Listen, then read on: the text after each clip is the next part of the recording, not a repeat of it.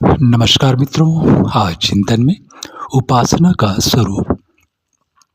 उपासना का तात्पर्य केवल मंदिरों और तीर्थों में दीप जलाने या पूजा पाठ करने भर से नहीं है। उपासना वास्तव में एक ऐसा आध्यात्मिक अनुशासन है जो जीवन को ऊर्ध्वगामी बनाता है, मन को सात्विकता में स्थिर करता है और अंतःकरण को शुद्ध कर प्रभु के सानिध्य के योग्य बनाता है।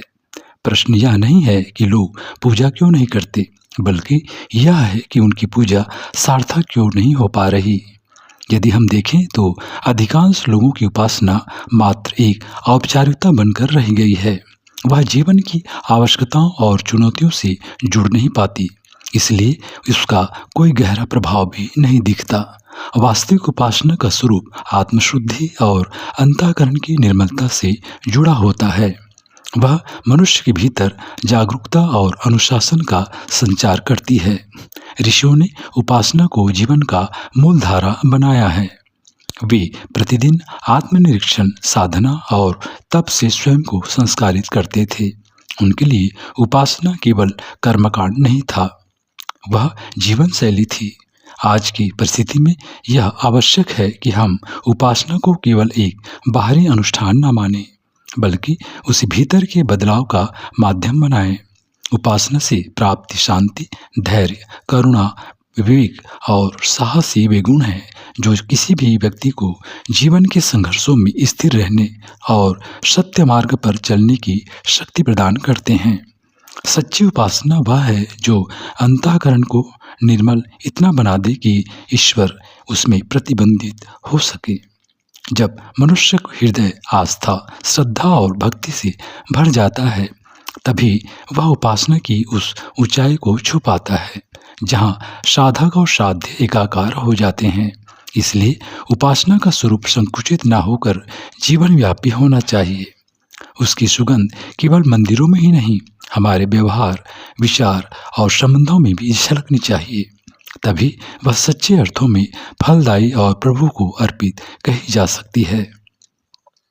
उपासना का मूल उद्देश्य आत्मिक शुद्धि है, जिसके माध्यम से मनुष्य अपने भीतर की नकारात्मक प्रवृत्तियों को पहचान कर उन्हें रूपांतरित करता है। यह केवल धार्मिक अनुष्ठानों की प्रक्रिया नहीं, बल्कि जीवन के प्रत्येक क्षण को ईश्वर संरचित बनाकर जीने की साधना है। जहाँ नियमित उपासना होती है, वहाँ वातावरण स्वतः ही पवित्र और अनुशासित हो जाता है। जैसे सुवासित पुष्प अपने आसपास की वायु को सुगंधित कर देते हैं, वैसे ही उपासक अपने परिवेश को दिव्यता और सौहार्द से भर देते हैं। यह एक मौन और गहन प्रभाव है जो बिना शब्दों के भी बहुत कुछ कह जाता है। शास्त्रों में वर्णित है कि उपासना केवल एक व्यक्ति का आंतरिक प्रयास नहीं, बल्कि समष्टिगत चेतना को जगाने का माध्यम है। जब मनुष्य अपने मन, वचन और कर्म को एकाग्र कर उपासना करता है, तब वह विश्व चेतना से जुड़ता है और उसके भीतर से प्रकाश प्रस्फुटित होता है। किंतु ध्यान देने योग्य बात यह है कि उपासना केवल एक तब सार्थक बनती है जब वह मन और जीवन को शुचिता के साथ की जाए। यदि बाहर पूजा पाठ हो रहा हो और भीतर द्वेष, क्रोध, लोभ, दिखावा और स्वार्थ पल रहे हों, तो ऐसी उपासना न तो मन को निर्मल कर सकती है और न ही आत्मा को ऊर्ध्वगामी। सच्ची उपासना वह है जो मन को संयमित करे, इंद्रियों को नियंत्रित रखे और जीवन को एक सुंदर अनुशासन में ढाल दे। आज जब भौतिकता के आकर्षण से मानव जीवन दिशाहीन होता जा रहा है, तब उपासना ही वह केंद्र है जहाँ लौटकर आत्मा विश्राम पा सकती है। यह हमें स्मरण कराती है कि जीवन केवल भोग और दौड़ का नाम नहीं है, यह आत्मविकास, सेवा और प्रेम का अवसर है। उपासना के माध्यम से मनुष्य अपने जीवन को ऐसे मूल्य प्रदान करता है जो उसे स्थायित्व, संतुलन और परिपक्वता की ओर ले जाते हैं। वह जीवन को एक उत्सव की भांति जीना सीखता है, जहाँ प्रत्येक दिन प्रभु के नाम और कृतज्ञता से आरंभ होता है। अतः आवश्यकता इस बात की है कि उपासना को केवल एक धार्मिक कर्तव्य न मानकर उसे जीवन की आत्मा बनाया जाए। ऐसी आत्मा को जो हर कर्म को साधना और हर श्वास को प्रार्थना बना दे। सच्ची उपासना केवल बाहरी पूजा अर्चना नहीं, अपितु वह जीवन की एक ऊर्ध्वगामी प्रक्रिया है जो मनुष्य को स्थूल से सूक्ष्म और सूक्ष्म से दिव्यता की ओर ले जाती है। यह केवल धार्मिक परंपरा नहीं, वरन आत्मा की साधना है। उपासना में केवल शब्दों की गूंज नहीं होती, वहाँ हृदय की आहटें भी सुनाई देती हैं। यदि संकीर्ण मनोवृत्तियाँ और वासनात्मक इच्छाएं बलवती हों तो ईश्वर का साक्षात्कार एक कल्पना मात्र बनकर रह जाता है। उपासना वहाँ साकार होती है जहाँ अंतःकरण निर्मल हो और जीवन सच्चे अर्थों में संयमित हो। आज की दुनिया में उपासना पुनः सजीव उठना अत्यंत आवश्यक है। यह एक ऐसा स्तंभ है जिस पर आत्मिक संस्कृति का समग्र भवन खड़ा होता है। उपासना के बिना धर्म केवल रूढ़ियों का ढांचा बनकर रह जाता है। उसमें रस नहीं, ऊर्जा नहीं, चेतना नहीं। स्मरण रहे कि उपासना का लक्ष्य केवल ईश्वर को प्रसन्न करना नहीं है, वरन आत्मा को परमात्मा के स्पर्श से प्रकाशित करना है।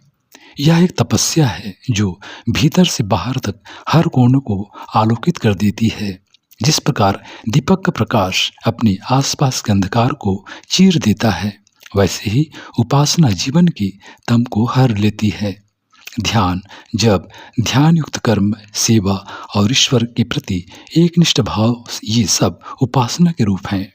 किंतु इन सब का सार यह है कि मनुष्य अपनी भीतर उठती वासनाओं, द्वेषों और लोभों को शांत करे और उस मौन में प्रवेश करे जहाँ आत्मा प्रभु से संवाद करती है।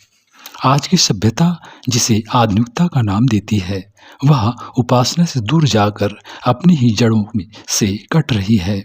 भोग की अति, उपभोग की होड़ और कृत्रिमता की चकाचौंध ने मनुष्य को अंतः शून्यता की ओर धकेल दिया है। ऐसे में उपासना ही है जो जीवन को फिर से गरिमा, गहराई और उद्देश्य से दे सकती है। हमें उपासना को एक जीवंत अभ्यास बनाना होगा, केवल आरती और प्रार्थना के समय, बल्कि जीवन के हर समय में, हर क्षण में। उपासना वही है जो विचारों में पवित्रता, भावों में करुणा और कर्मों में सेवा की प्रेरणा दे सके। मित्रों, अतः यह समय की पुकार है कि हम उपासना को केवल मंदिरों की दीवारों तक सीमित न रखें, बल्कि उसे अपने जीवन का स्वभाव और स्वभाव का सौंदर्य बना लें। यही सच्ची साधना है, यही युग धर्म है।